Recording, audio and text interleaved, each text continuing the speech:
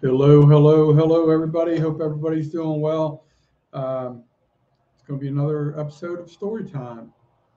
I do believe it's episode 87-ish. The last one, I don't think I actually gave it a number, but so I'm skipping forward to the next one because the last one was a Story Time special. But this one is going to go back to, when I was a dispatcher for Delaware State Police. You guys are probably tired of hearing that. Those are some good days, better days. And there were some troopers that started getting very active on, they called it drug interdiction on the Interstate I-95. So the guy who really got the ball rolling on that was a guy named, I, I'll use his professional title and then I'll just refer, he was a friend. So he wasn't like a friend I called up, but I mean, we were friends and we hung out, played basketball together on Monday nights and did a lot of things together. So I had a lot of interaction with him and he knew my desire, for law enforcement and try and, succeed as much as possible. So Corporal Robert Durnan, amazing trooper. And it's weird because he was not that tall. I mean, I'm not saying he was short, but I'm like 5'10" and a half, and he was, I don't know, maybe 5'9", but pretty muscular. Definitely an excellent athlete. He was like on the basketball court. He would light you up, and he was just he could pull off some moves. He was very talented. But sorry about this phone rings all the time, and we got some people over here doing yard work. You never know what you're going to get in this neighborhood. But so Corporal Darnan apparently had done some, I don't know what came first, but he was really good at confiscating a lot of drugs going up the interstate. Delaware I-95 is only like 21 or 22 miles long. So they would intercept a lot of drugs, usually going to New York or Philadelphia or something like that, headed north, or possibly Boston or something like that. But oh gosh, this phone never stops ringing. This is what I live with, folks. So he was really good about identifying potential drug smugglers, and he told me a lot of his techniques, and I'm going to share some of that today. But he also worked with the DEA.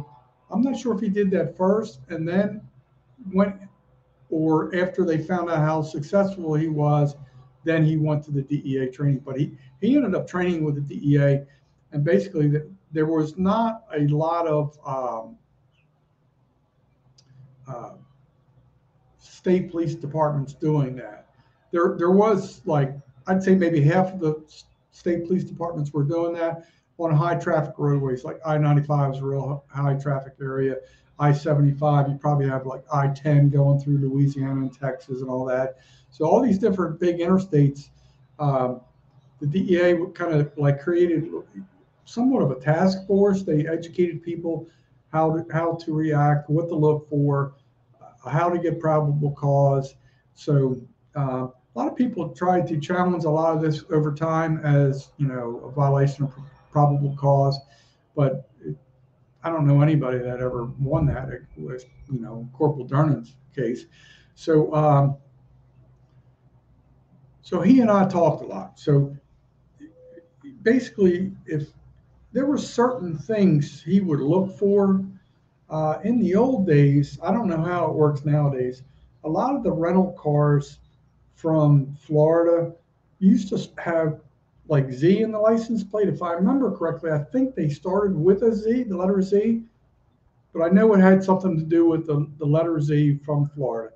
So if, when they would come through the toll plaza from Maryland into Delaware, and then he might be a little further past the toll booth, and then people would come by he would kind of identify certain things to just make sure everybody's doing the speed limit and using their turn signal like that. So periodically he would kind of like pull out and just follow some vehicles, make sure they're doing the right thing. If they, if this was a lot of this was in 1998ish, 97, something like that. I forget what the year was exactly, but I'm going to read to you some other information about his credentials. But he was really good about uh, when he pulled people over. His interrogation skills were off the charts. He was really observant. Could watch uh, certain habits. And there's a quote on one of these articles I was reading recently that he said, basically a lot of these drug smugglers are not the smartest people in the world. They kind of give themselves away. So, um, so like one technique that was used a lot, I forget how this works 100%, but I know it had something to do with um, untaxed cigarettes coming from the state of Virginia or North Carolina or something like that, whatever it was. So a lot of times he'd be talking to the people or whatever, and say, hey, do you, like this is just one technique. He had so many techniques, and I don't remember half of the ones he told me, but I do remember some of them. So I'm going to try and share those today with you guys. Uh, Really interesting. Kind of he'd be talking to them if they're real nervous or, their story, was like a little off, and it's sometimes it's easier to get to the truth if there is two two people in the vehicle or three people. Usually when they're smuggling drugs, it's usually just one person, maybe two, but not really like a lot of people. So, kind of what they want to do, what they would do is separate the people, or in the initial dialogue on the traffic stop, you're talking to them basically like, hey, how's it going? Did you come through Virginia? Yes. Do you have any untaxed cigarettes? No, no. They're like, no, no. Like, most people didn't. Every once in a while, you could see one, like that was no more probable cause, because I think at that time, I'm not sure about current laws, but I'm not sure if all the tax laws are the same, at current time period. But um, so he was really observant. So he would talk to them, and he's like, do you mind if I look, see if you have any untaxed cigarettes? And most people are like, no, no, go ahead, because they think he's only looking for cigarettes. But then you find a lot of he was so observant. What he would do is, um, I don't know if you've ever seen like like say picture like a black uh, Phillips head screw, like that, and you've ever used a Phillips head screwdriver on it. Sometimes it chips the paint off. So you can see that there's been something happening with those screws. And if you see multiple screws, or, that's always an indication. So he would look through the vehicle, and a lot of times, it could be the radio, it could be the speakers, like on the side panels in the rear or up front. So he would get to talking to these people. They would agree to a consent to search, thinking he's only looking for cigarettes, but he's actually checking for potential of narcotics. So he was so good at that. His statistics were off the charts.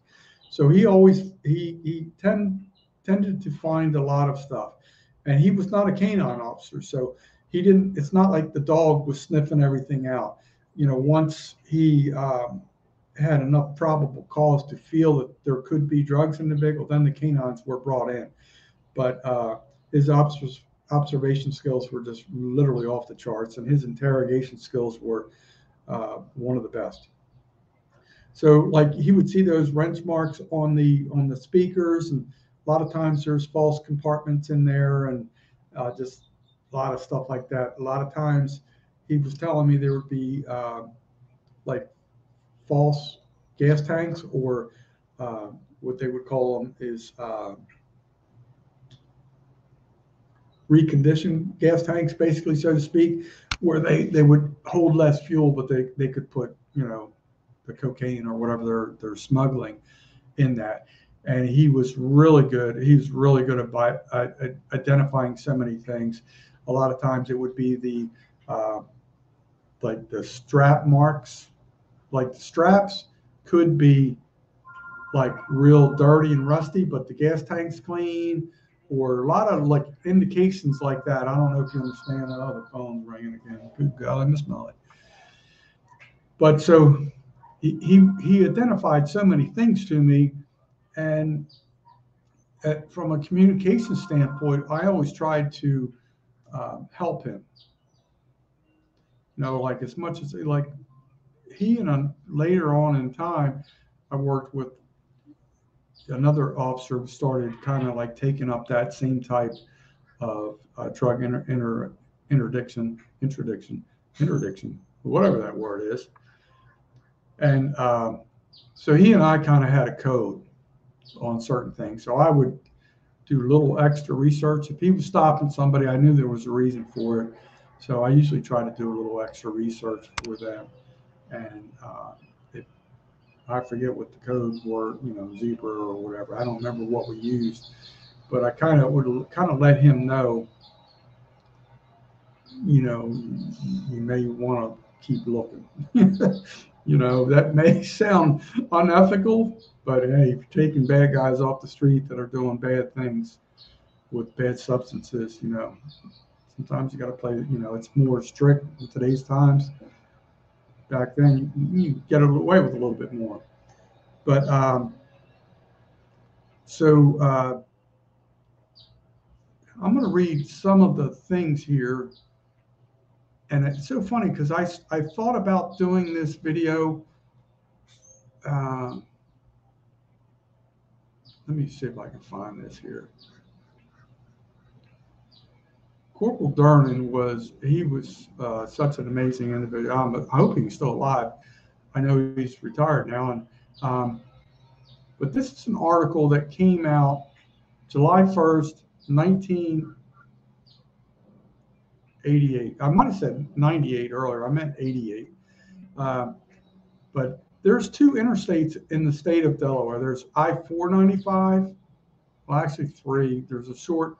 There's I-95, which is like 21 or 22 miles. There's I-695, or excuse me, not I-495, and then there's a little stretch going to the Dell Memorial Bridge called I-295. So this is an article. This was from the AP, American Press. Says along just 35 miles of interstate, Corporal Robert Durnan confiscated $7 million worth of drugs, money, and guns last year during otherwise routine stops for traffic violations. Now, keep in mind, this is 1988, $7 million worth of drugs, money, and guns. That is outstanding police work. You know, he's helping keep people alive. So, Durnan 35 is one of the special breed that Federal Drug Enforcement Administration official run calls super cops. So I'm not sure if it was that year, but I may discuss it later in this article. Okay, when they were doing all these states were doing this operation, they called it Operation Pipeline. Eventually, I'm pretty sure it was Time Magazine. They did a special segment on 50 unsung law enforcement heroes for that year. I called, you know, Trooper Durnan Bobby because we played basketball together. We were kind of tight in that way. But Corporal Durnan was awarded the Time Man of the Year for our Time Unsung Hero of the Year. I'm 90% sure it was Time. It could have been Life. I think it was Time because that's kind of what they do. But he has done so many things. Let me see if I can find some other information here. That was definitely an article from AP News. So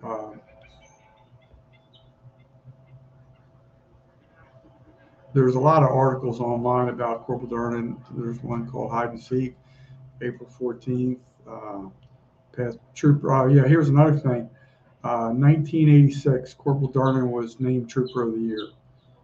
If I had to guess, I, this is just a guess. He he's probably taken at least $30 million worth of drugs off the street. That may be very conservative. 1986, he was Trooper of the Year for Delaware State Police. So there's a lot of information on. I know that I wish there was more on here, and if I find that information, I had it at one time. I'm pretty sure it was Time Magazine, but it's just amazing what they can do. So there was, if you, I don't remember what the story time number is, but there was some different officers. So there was a Corporal Mike Wintermantle. I'm not sure if he was TFC or corporal at the time, but he's the one that intercepted all the illegal aliens in the back of a Ryder truck. So then there was Corporal Rhodes. He was another guy. The guy had been an Army Ranger. He was very, very no nonsense type dude. He never. He wasn't playing. He was very strict. He was he was really good too. Corporal Durnan was definitely the best. I really liked Trooper Rhodes. He was a really nice dude to talk to. It's funny because he was kind of like he had friends in the state police, but for the most part, he just kind of stayed to himself, did his thing, very militaristic, so to speak. But he did great things too. So and then he was also on the SWAT team, and maybe at another time we'll talk about it. He had to make a decision during a SWAT operation where he terminated somebody who was a threat. So it's I'm honored to have been around some of the great people that do great things for society. I wish I had more of that in my life right now. I mean, there's different ways people can help, but like in all this reflection, like when I do these story times, I never thought I would have that many stories. When I look back, I'm like, man, I probably have a lot more good, positive memories as well as bad memories, unfortunately, than most people. I realize I've been fortunate enough to do some things that people will never do. Riding a helicopter multiple times, be in a high-speed chase, or just all these crazy things. Witness a biker coming at you with a rifle, potentially trying to cap you. So it's just like weird. It's like,